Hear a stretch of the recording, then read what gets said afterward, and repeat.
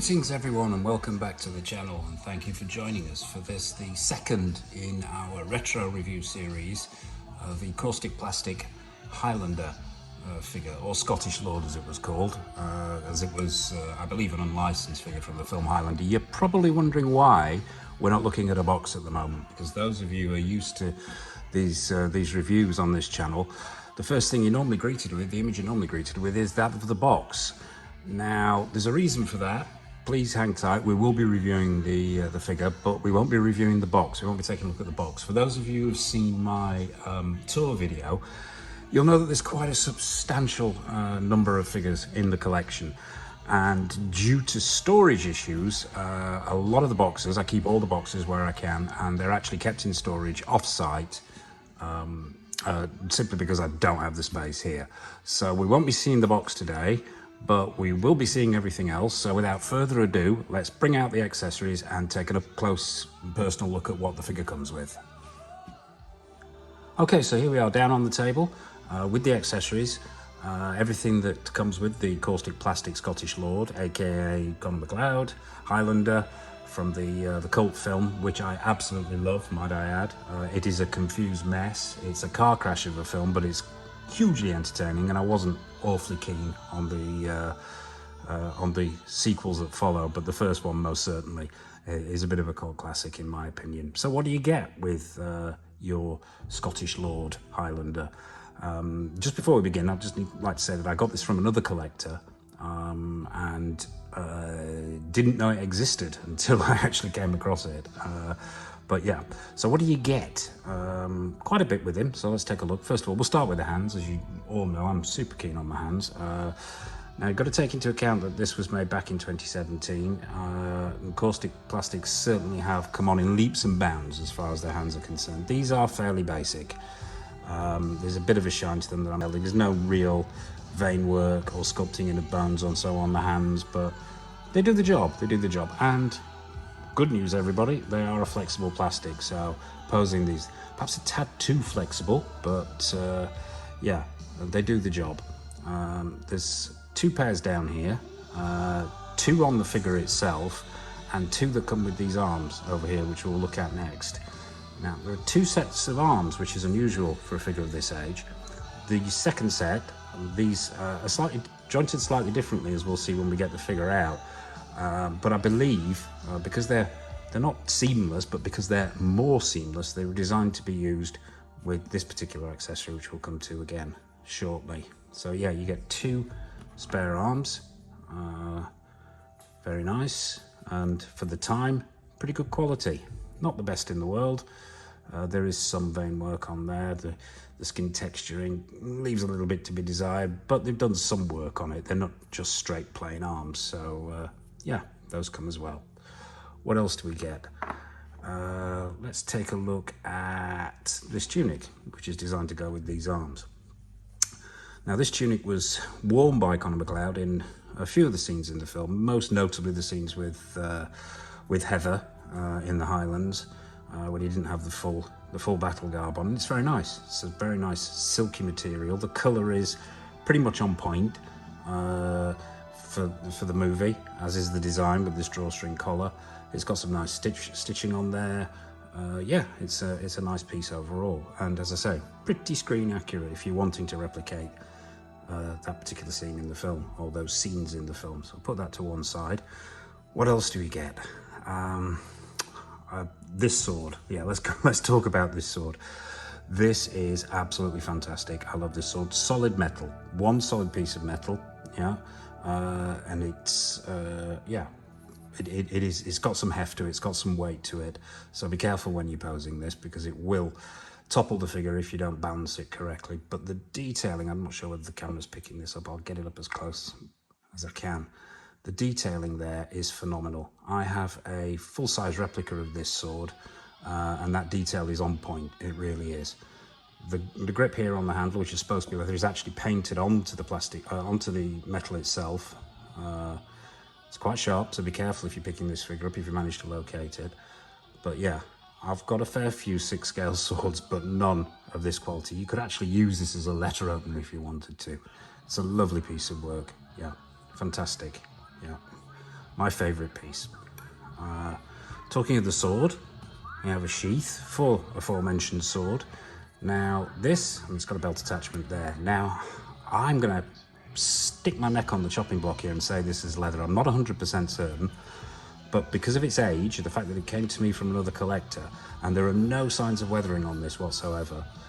The nose test, because of its age, doesn't really work, but the feel in the hand and the fact that it's aged so well suggests to me it's leather, as are some of the other bits and pieces, accessories and bits and pieces on the figure as well. So hats off to Caustic Plastic there for the sword and for using real leather, and using real leather back in 2017 as well. What else have we got? Well, we've done the sword, let's look at the shield. And this is a piece of wood with what I believe to be sort of a leather looking sticker inlay over the top with these little stud effects around it. It's quite light, which is useful. It won't pull the figure over, it's very light indeed. We've got two straps on here for the arms to go through, which are metal pinned in, which is handy, showing a bit of edge there. But yeah, very effective. The only complaint, but I mean, we going to expect this with this edge, is that it's coming off a little bit, the sticker on the top, that leather look sticker on the top. But really, for its age, that's and that's not a problem. You know, a little bit of glue in there, and that will sort that out. So yeah, nice shield to go with the nice sword. We've done the hands. What else have we got? There's this rather sporran-like pouch bag thing. Once again, I suspect this is leather as well, because with this pleather, I'm pretty certain, being a 2017 figure, this would be falling apart by now. But it opens up, yeah. It's lined. You've got this fur effect on the top there, which is very nice. I don't actually display it with this, but it's just a very nice piece, and it's holding up very well, which suggests to me it's leather. We've got some more spare straps here. This is a belt. This is actually another belt for the figure. Once again, I believe this is leather, studded. I believe that's actually a metal buckle as well. It's not plastic. So, studded belt there. In here, let's get these out. I have never had these out of the bag, and whether this bag will actually open up on camera without an edit, I don't think it's going to. No, that bag's never been opened, but what you've got are some more, what I believe, leather straps, replacements for what's already on the figure. Yeah, so we'll put those to one side as well. So that's all the accessories. So let's bring Connor out, the Scottish Lord, the main event, get him out, down on the table, and have an up close with him. Okay, so here he is, Connor MacLeod, on the turntable. Let's take a closer look at that costume, at that head sculpt, yeah, have a bit of a closer look at this 2017 figure by Caustic Plastic. And for its age, I have to say, I'm pretty impressed. I was pretty impressed when I first saw it, and I'm still impressed now. The work they've done on the costume, making it screen accurate, is exemplary. I mean, you have this knitted. There are two cloaks on here. This one you can see here, which is knitted with the full faux fur wrap around the top of it, and this coming down the sides. Then underneath that, you've got this tattered leather, and I believe it actually may be leather or suede, but it actually feels like brushed leather. Or, well, perhaps more like suede, but yeah. So you've got those two layers, which, if you know the film, is very, very screen accurate, and the tattered one underneath. You've also got the MacLeod tartan there. None of this is sculpted. This is all material. Yeah. The boots themselves, I believe they are leather. They feel like leather, and once again, they're fur lined as well. Yeah, the fur runs all the way up and hangs down here. It's great for posing. It can be take a bit of finagling to get that, to get the pose that you're looking for. And these are removable. They do come off. Let's stop him spinning so we can have a closer look at the front of him here. Just bear with me. Okay, that's him full on. Right. So what have we got? I will say from the outset here as well, the stand.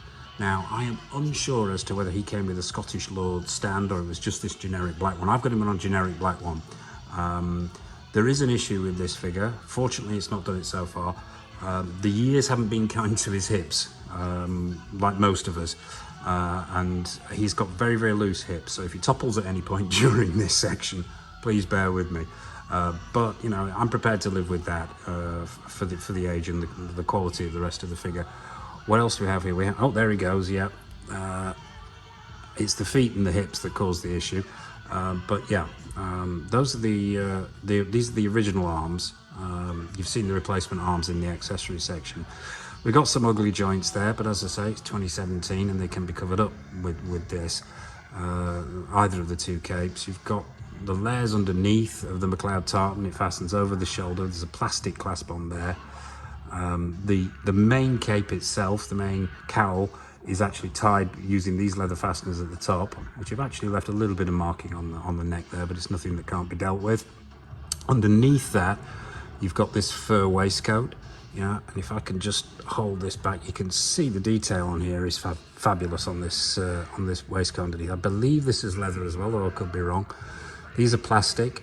There's all this clasp work here, all the buckles. Yeah, it really is for the time. They've done a superb job, and it is, as I say, all pretty much screen accurate. Yeah, down to the gauntlets here on the arms. Yeah, they've done a wonderful job. They really have. This costume is fantastic and very screen accurate, and the straps go over the shoulders as well. They're actually separate to that fur waistcoat underneath. So this whole thing could be removed, so you could put the tunic on, the green tunic that we saw in the accessories section. Yeah.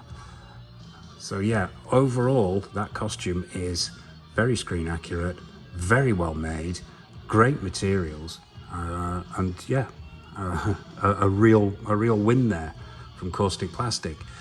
The head sculpt. Yeah, we'll take a close look at the head sculpt when we whack it over in the details, so we see how it looks when it's displayed. But yeah, I think they've done a pretty good job there. It's got a full range of motion, as you can see. As with all long-haired, sculpted head figures, I would say be careful with this figure if you do manage to find one out in the wild. Be careful when moving this head, because it will damage this clothing underneath. So yeah, look out for that. But actually the head sculpt itself, solid hair, obviously sculpted hair, but very nice. You can see the individual strands in there. The colouring is pretty much screen accurate. I would say there was probably some lighter bits in there in places, but on the whole very good. And the head sculpt itself, multiple paintwork, nice glassy eyes, bit of a 5 o'clock shadow, and most definitely captured the likeness of Christopher Lambert there very well indeed. As I say, I keep saying for an old piece, and 2017 doesn't seem that long ago to me, but you know, we have seen huge leaps in head sculpts, and for its time, I think that is absolutely spot on. They've captured that likeness of Christopher Lambert very well indeed. Yeah. So that's the figure itself. What we'll do next, as we always do, is get him over into the detolf, get him under the detolf lights, get him in a pose, and see how he looks. I'm going to be using a different base to this, but we'll cover that when we get over to the shelf. Okay, so here we are over in the detolf. Quick pose. Let's take a look at what he looks like displayed. And I have to say, I'm pretty impressed. Let's pull back a little bit here so you can see him all his glory. Definite shelf presence there. That wonderful costuming and outfit there. Done a brilliant job. Got him in a sort of a standard pose from the publicity still from the film. That base is actually a spare Thanos base, a Hot Toys Battle Damage Thanos base, which I've got a few of, and because I just find that they're just great for multiple different types of figures. But yeah, let's get up close with that head sculpt now. We didn't manage to do that when we were down on the table, and yeah, that is pretty good. It's not the best sculpt I've ever seen, but it is. Yeah, it's most certainly captured the likeness of Christopher Lambert. I think the thing that impressed me the most about this figure is the costume. They really, and the accessories with that metal sword. They really have done a great job. Those joints on the arms are a bit ugly, but you know, we can live with that, or you can replace the arms out, swap the arms out. If you actually see there as well on the hair there, they've managed, it's not the best hair sculpt in the world, but they've captured the braids that he has, and the coloured material in there that holds those braids together. So yeah, Caustic Plastik, very, very well done. I believe Iconic Studios have managed to bag the license for Highlander, so we're going to be expecting to see some work from them in the not too distant future. I'd love to see what they're going to produce. I hope they make a Kurgan and a Ramirez, but for now I am more than happy to have this in my collection. I think it's a wonderful piece. Yeah, so there you have it, the Caustic Plastik Scottish Lord, or Connor MacLeod from Highlander. If you've enjoyed this video, hit the thumbs up button, hit the bell notification icon, subscribe, so you don't miss anything. There's plenty more content coming up. We're going to be doing a lot more of these retro reviews, so if you've spotted something in the tour video that I put up recently and you'd like a closer look at that, drop a comment in the comments box and we will be happy to oblige. So yeah, I suppose all it remains for me to say is thank you for watching, happy collecting, and from me and the Highlander, it's goodbye.